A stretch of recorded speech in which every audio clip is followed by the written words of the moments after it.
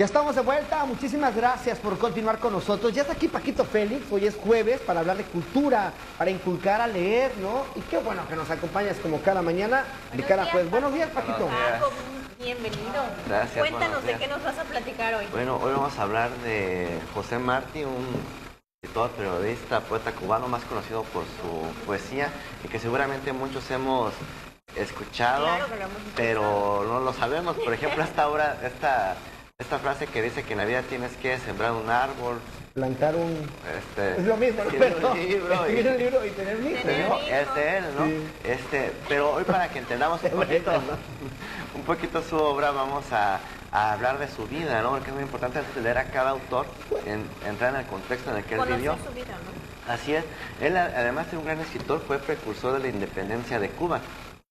Recordamos que por ahí del siglo XVIII Cuba estaba dominada por los españoles, ¿no? Sí, claro. Entonces él fue de los pioneros de generar esta batalla de independencia cuando él en los levantamientos de que más bien era una guerra civil porque estaban enfrentando cubanos contra cubanos, ¿no? Negros, criollos y los habitantes de ahí, es capturado, forzado a trabajos, obligado a trabajos forzados. Él escapa a Estados Unidos. Lo que estoy diciendo parece como que es una historia muy repetitiva de los cubanos, ¿no? Es que se sigue repitiendo hasta hoy en día, ¿no? Sí. Se escapa a Estados Unidos, ahí era muy reconocido entre por la población negra, porque le decían maestro, él en las noches se dedicaba a enseñarles, ¿no? Y arma una rebelión. Una vez que la arma, que por cierto también al igual que la revolución, también fue aquí en México, se regresan a Cuba. Pero lamentablemente, pues él tenía muchos fans, ¿no? Era un gran escritor ya en ese entonces. Ya reconocido. Ya reconocido, el mejor que ha dado Cuba y que revoluciona la poesía cubana. Se regresó a Cuba. Regresa a Cuba, pero ya con el plan de liberar a su pueblo de la opresión española. Obviamente, pues él no era militar, ¿no? Regresa con el grado de coronel. Y en la primera batalla, que fue en 1895, pues muere.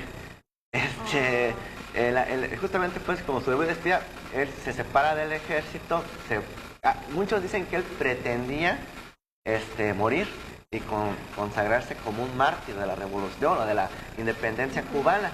Obviamente así fue, en la primera batalla muere, durante los 3 años que duró esta guerra, él fue el estandarte, ¿no? de la revolución. de la independencia. Oye, su apellido no tiene nada que ver justamente con la independencia.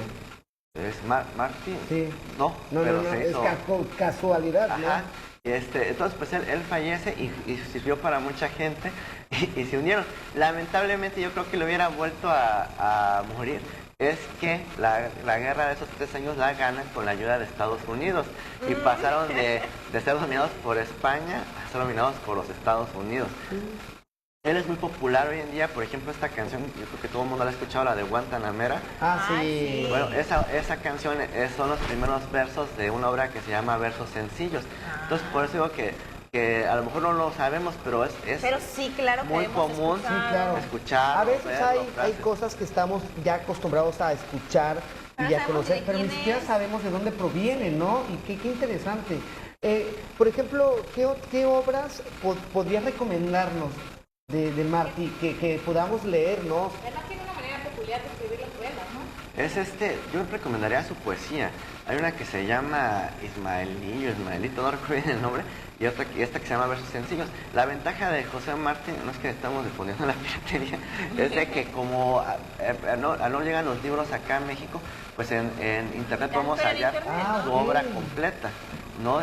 Porque también él era periodista, entonces él supo, a manera comunicacional, difundir esta lucha para enfrentarse contra los españoles y salir de ese yugo.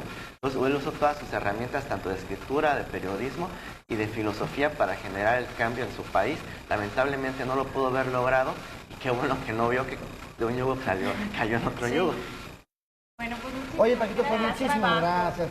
Te vamos a encargar que para la próxima semana nos traigas algo muy acorde a los muertos. ¿Cómo ves? Está bien. Estaría bien, ¿no? Sobre todo porque hay muchas leyendas y no sé si hay libros acá en el estado de Chiapas que hablen al respecto del tema.